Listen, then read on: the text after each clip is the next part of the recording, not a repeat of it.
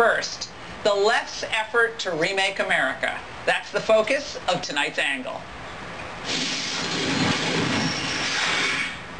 Every once in a while, leftists will slip up and tell us what they really think about America. In a recent interview, New York's new socialist it girl gripes that older Democrats in Congress aren't doing more to support a new crop of progressive candidates. A lot of these folks were in their political heyday in third way 90s politics. I think that politically, this like upper middle class is probably more moderate.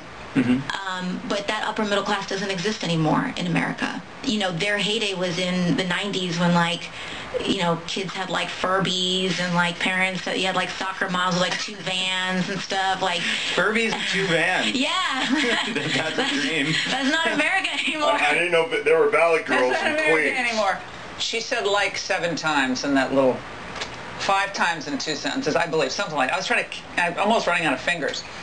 As if she knows all of America from her loft in Queens. And by the way, what does she think? That moms outside of big cities can, what, cart their kids around on those dippy electric scooters or something? Oh my goodness. Well, all kidding aside, what she seems to be saying, and it's kind of hard to dissect it, is that the new generation of women today are less moderate and, I suppose, closer to her socialist views.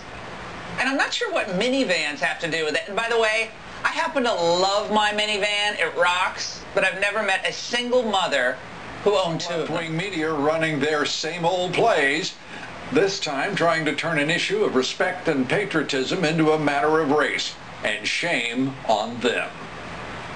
This guy's got in the White House. It's not even a dog whistle, it's a bullhorn. The president has shown every intention of fanning the flames of this culture war because he thinks it benefits him politically. The president has made clear that the politics of division, he sees that as a winning issue for him. Donald Trump is the classic old man at the bar shouting at the TV. So many outrageous comments this week, I almost couldn't choose. Take a look at this clip from Michael Moore's new film. How the did this happen? The American dream is dead. Stop resisting. The president's powers here are beyond question. Ladies and gentlemen, the last president of the United States.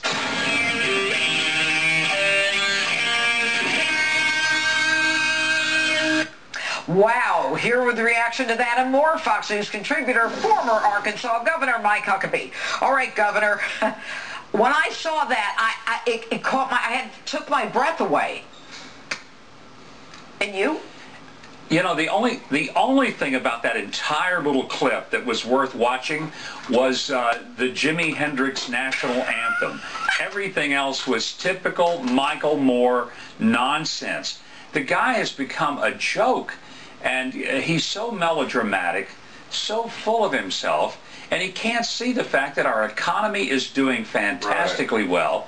We've earned the respect of nations, if not their respect, their fear. America's back on track thanks to the president, and Michael Moore is missing it. He's missing a great show out there because he's trying to put his little show together, and it has less credibility and it's less entertaining than an old Three Stooges clip.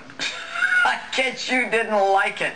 Well, to me, it was a very, very sad commentary. It was upsetting to me. It really was. But let's move on. So, Rosie O'Donnell, she's always good for her outrageous segment. She claims now that the Trump rallies are filled with paid supporters. Take a listen. First of all, people are paid, Chris. You know that. People were paid since he went down on the escalator. He pays people to show up at those but rallies. I don't know that that's... What do you think, Governor?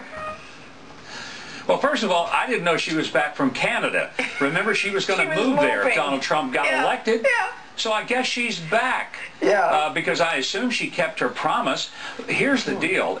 If the people in the Trump rallies are being paid to be there, I've been to a lot of those rallies, and I'm telling you, they're better actors than she ever was in her entire movie career. So she really ought to stand up and applaud them. That's nonsense. She knows it, but she has a bad, almost terminal case of Trump derangement syndrome. Trump was elected president. Well, he should not be president. Well, he should not be president, and I don't believe that he's a legitimate president. I believe if it wasn't for Russia, he never would have won. Right, because Russia kept Hillary from campaigning in Wisconsin and Michigan and Pennsylvania. And then there's my favorite meathead.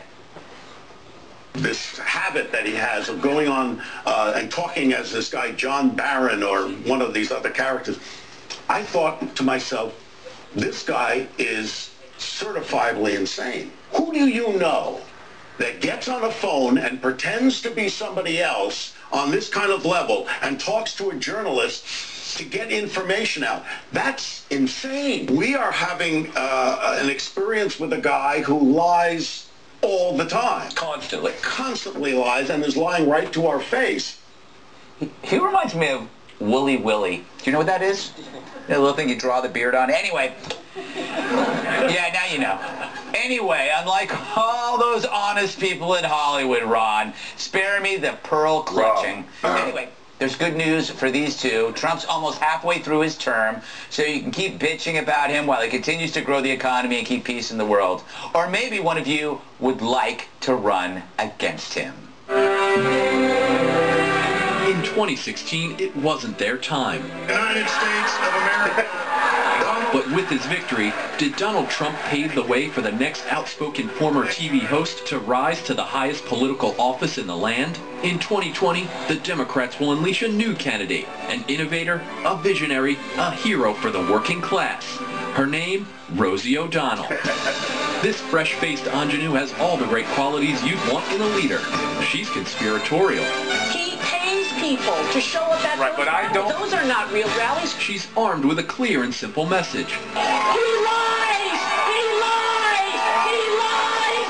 He lies! And she'll have no problem standing up to Vladimir Putin because she already speaks Russian.